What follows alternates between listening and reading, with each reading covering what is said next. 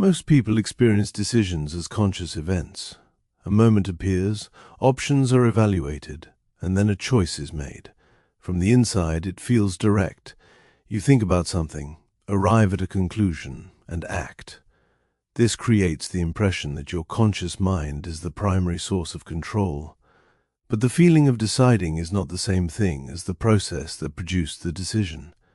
By the time a choice reaches conscious awareness, multiple layers of processing have already occurred. Preferences have been weighted, predictions have been generated, emotional associations have already influenced the direction of attention. The conscious experience arrives late in the sequence, but because it is the part you can observe, it feels like the origin point. This creates a powerful illusion. You assume that because you witnessed the final stage of the process, you controlled the entire process. But awareness is not the same thing as authorship. Much of what shapes your decisions happens before you can observe it directly. The unsettling part is not that unconscious processes exist, it's that they shape outcomes before the feeling of choosing fully appears. And because the final result still feels personally endorsed, the hidden mechanisms remain invisible. You experience the conclusion without seeing the chain of events that produced it. This is why decisions often feel fully intentional, even when they were heavily shaped by factors outside conscious awareness. The system presents the outcome as if it emerged from deliberate control, even when the direction was already forming beneath the surface long before the conscious mind caught up to it. One reason this illusion feels convincing is because your mind continuously creates explanations after decisions are already moving in a particular direction. The explanation feels immediate, logical, and coherent, so you assume it caused the action. But often the explanation is retrospective. The process begins with impulses, emotional weighting, learned patterns, and automatic evaluations. Then consciousness organizes those outputs into a narrative that feels intentional. This happens so quickly that the distinction becomes invisible. You do not experience the gap between impulse and explanation. You experience a unified story. This is important because the story creates the sensation of control. If your actions can be explained clearly, they feel deliberate. But clarity of explanation does not prove that conscious reasoning initiated the process. It only proves that the mind can construct a convincing account after the fact. This is why people often struggle to explain why they made certain decisions in real time but become highly articulate afterward. The narrative forms once the direction is already established.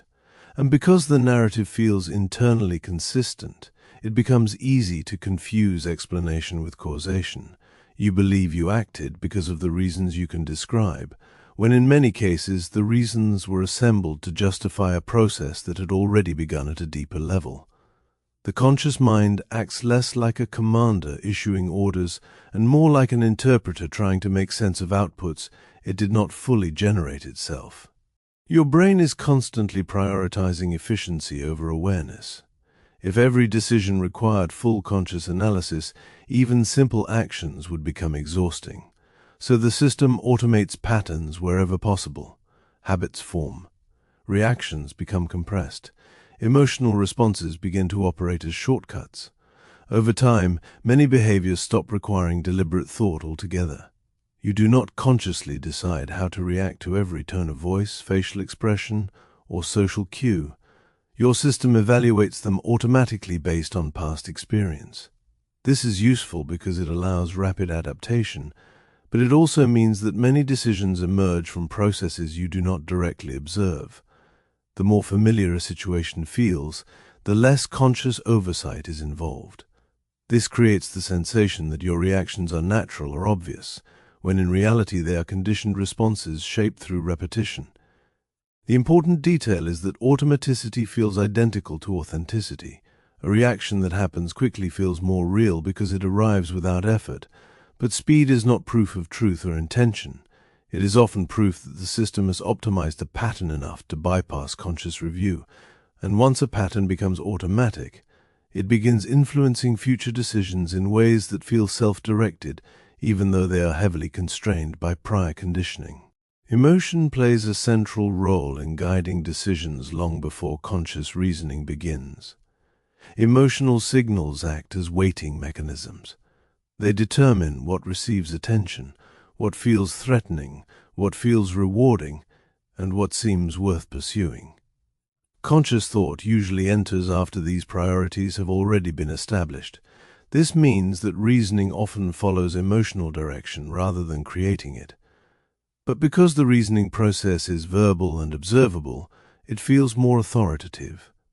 You notice the thoughts explaining the decision, but you do not directly observe the emotional weighting that guided attention towards certain conclusions in the first place. This creates another layer of illusion. You believe the decision emerged from rational analysis when the analysis itself was constrained by emotional emphasis. Different emotional states produce different evaluations of the same situation. What feels compelling in one state may feel unimportant in another. Yet in both cases, the reasoning feels convincing while it is active. This demonstrates that reasoning is not operating independently. It is being shaped by underlying emotional conditions that determine which outcomes feel meaningful or urgent. The conscious mind interprets these emotionally weighted outputs as freely chosen conclusions, even though the emotional framework was already influencing the direction before conscious awareness fully engaged with the process. Another factor limiting conscious control is prediction. Your brain continuously anticipates outcomes before they occur. It generates expectations about social interactions, risks, rewards, and future emotional states.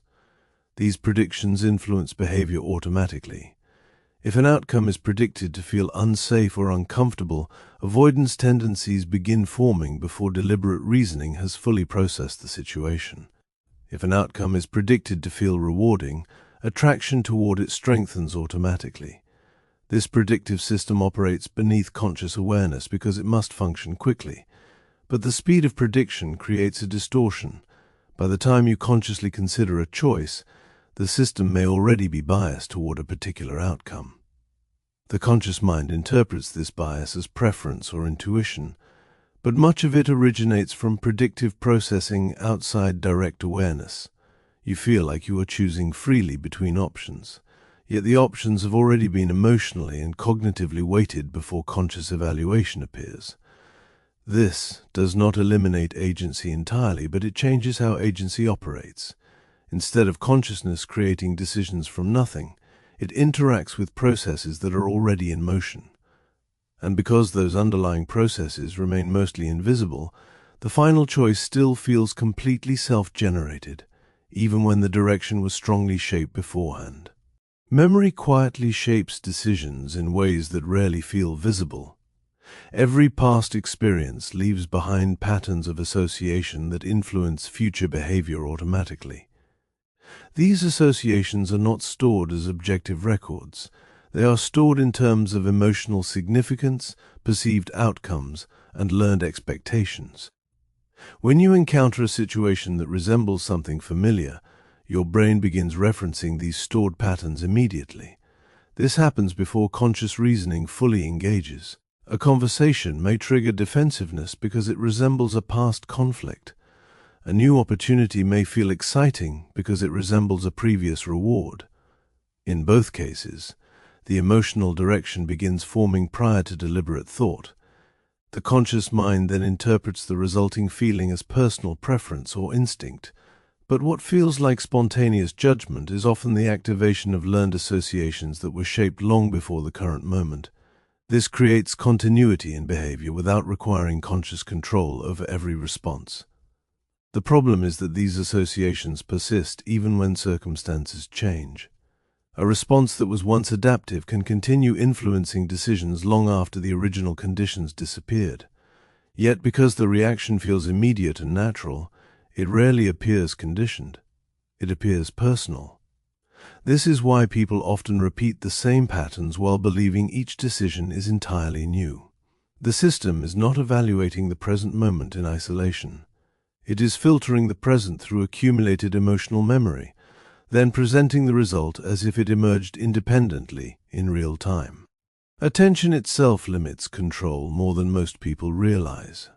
You cannot consciously process every piece of information around you at once, so your brain filters aggressively. Certain details are emphasized while others disappear entirely from awareness, but the filtering process is not consciously directed in real time. Emotional relevance, familiarity, prediction, and prior conditioning determine what captures attention automatically. This means that the choices you believe you are freely evaluating are already constrained by what your mind allowed you to notice in the first place.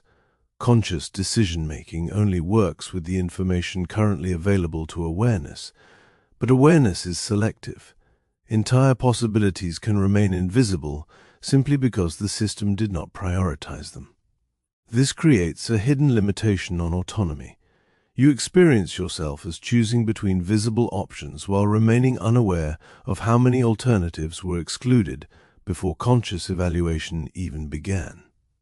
The mind then interprets the chosen option as intentional because it feels like it was selected from the full field of possibilities. In reality, the field itself was heavily filtered before you ever experienced it consciously. This is why different emotional states, environments, or social contexts can dramatically alter decisions without obvious explanation. They are changing the attentional filters that determine what feels relevant, noticeable, or compelling.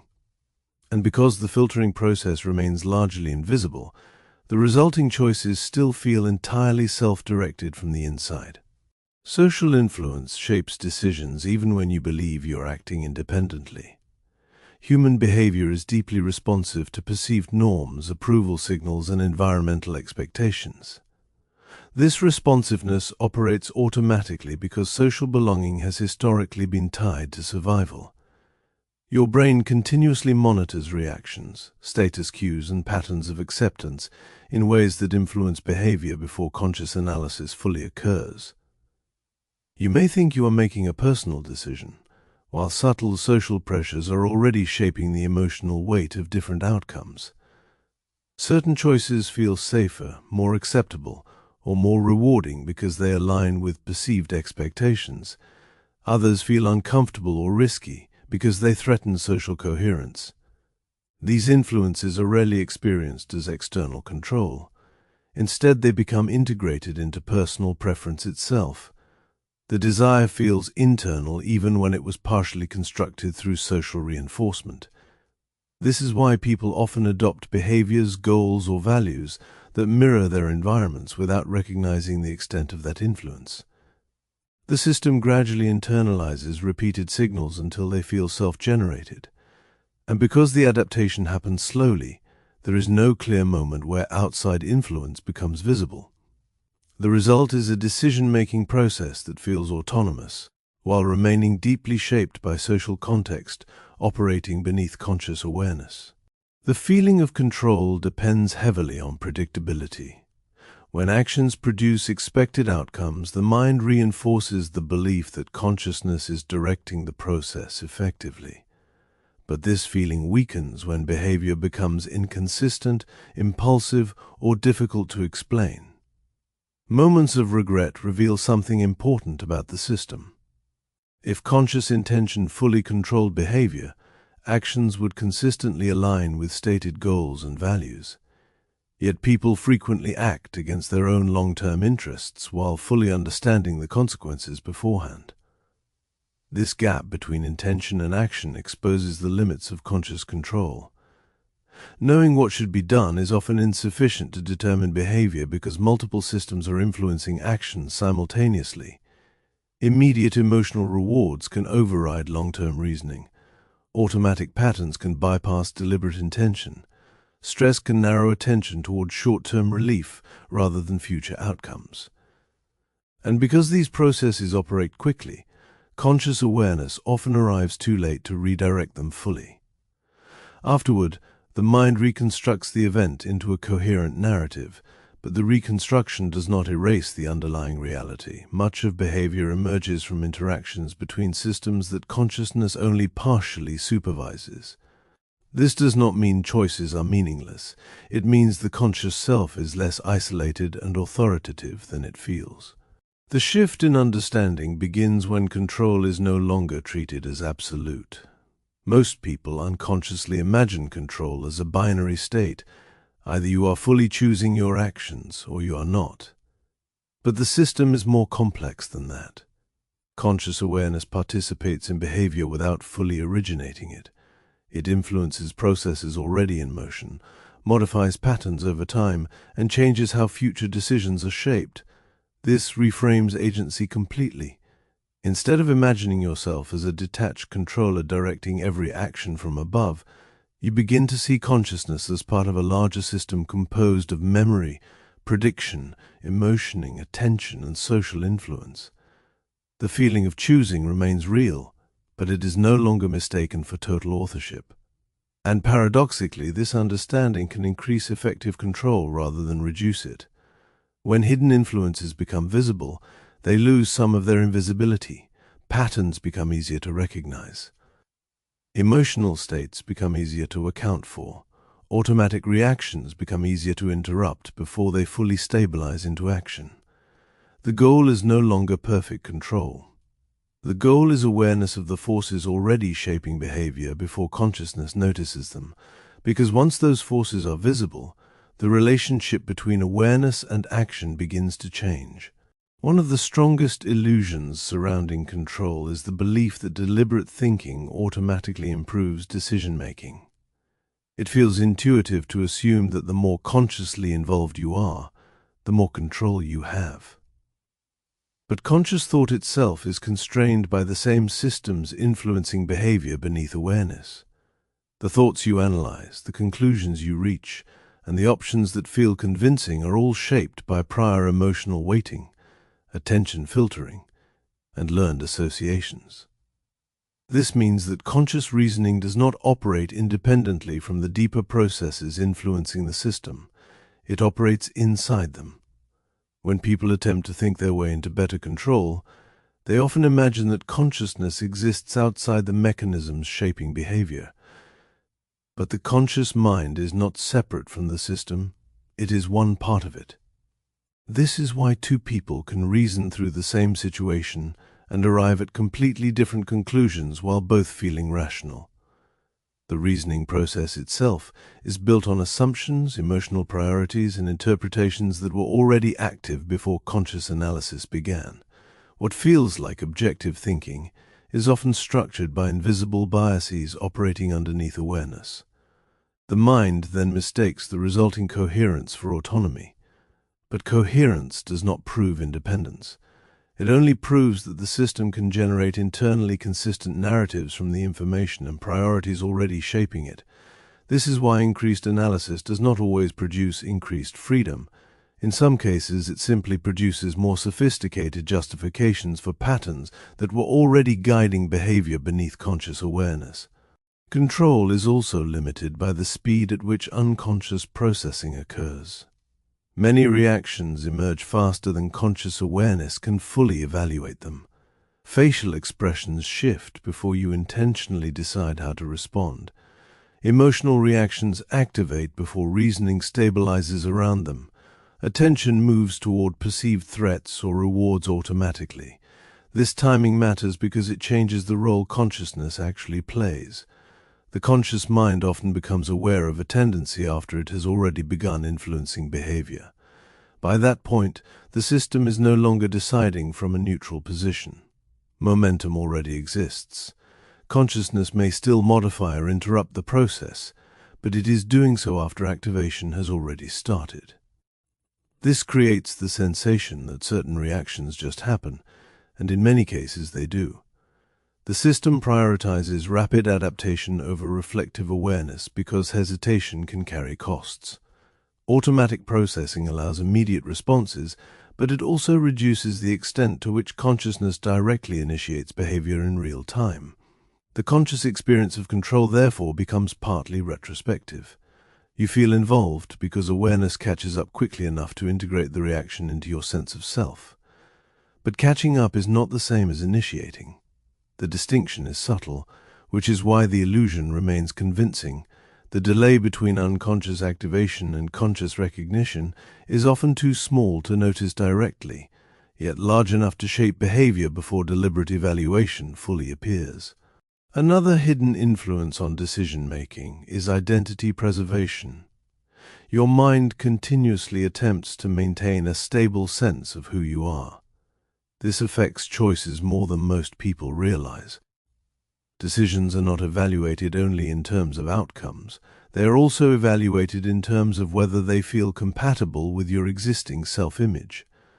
Actions that threaten identity often create resistance, even when they are objectively beneficial.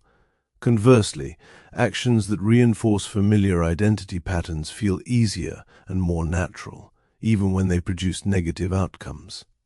This means that behavior is not guided solely by logic or conscious goals. It is constrained by the need for internal consistency.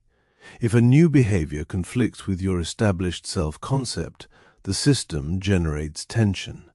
That tension influences motivation, attention, and emotional weighting automatically. The conscious mind may interpret the resulting hesitation as uncertainty or lack of discipline, when in reality, the deeper system is protecting continuity. This explains why meaningful change often feels psychologically uncomfortable, even when consciously desired. The system experiences inconsistency between current identity structures and new behavioral patterns, and because preserving identity stability is prioritized automatically, familiar actions continue exerting influence beneath conscious intention. You may believe you're choosing freely while unconsciously gravitating toward behaviors that maintain psychological continuity with the version of yourself your mind already recognizes as stable. Environment shapes behavior in ways that are easy to underestimate, because environmental influence rarely feels external. Small changes in surroundings alter attention, emotional state, impulse strength, and perceived effort automatically. Certain environments increase distraction, impulsivity, or emotional reactivity. Others increase focus, calmness, or long-term thinking. But because these shifts happen gradually and continuously, they become integrated into the feeling of personal choice itself.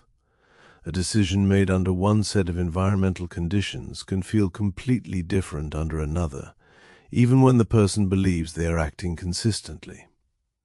This reveals something important. Decisions are not produced in isolation. They emerge from interactions between internal processes and external conditions operating together in real time. The mind then compresses this complexity into the simplified experience of "I decided." That simplification is useful because it creates continuity and psychological coherence. But it hides how dependent behavior actually is on factors outside conscious awareness. Lighting, noise, social presence, physical state, digital stimulation, routine structure, all of these shape the conditions under which thoughts and impulses emerge. And because the system adapts automatically to these conditions, the resulting behaviors feel self-generated rather than environmentally influenced. This is why changing environments can alter behavior more effectively than attempting to force greater conscious control through willpower alone. The unsettling part of all this is not that control is absent. It is that control is distributed across processes most people never notice. Conscious awareness is only one layer inside a much larger system. The feeling of being a completely independent decision-maker comes from experiencing the final integrated output without directly perceiving the mechanisms underneath it. But once those mechanisms become visible, the meaning of control changes. It stops being the fantasy of total authorship over every thought, impulse, and action. Instead, it becomes the ability to recognize how different forces are shaping behavior while they are happening. That recognition does not remove conditioning, emotional influence, or automatic processing, but it changes the relationship to them. Invisible processes exert the strongest control when they remain unquestioned. Once they are noticed, even partially, they become less absolute. Patterns can be interrupted, environments can be adjusted, emotional states can be accounted for before they fully determine behavior. The system does not become perfectly transparent, but it becomes less invisible than it was before. And in that reduced invisibility, a different kind of agency appears, not complete control over the mind, but increased awareness of the systems already influencing it long before the feeling of deciding arrives.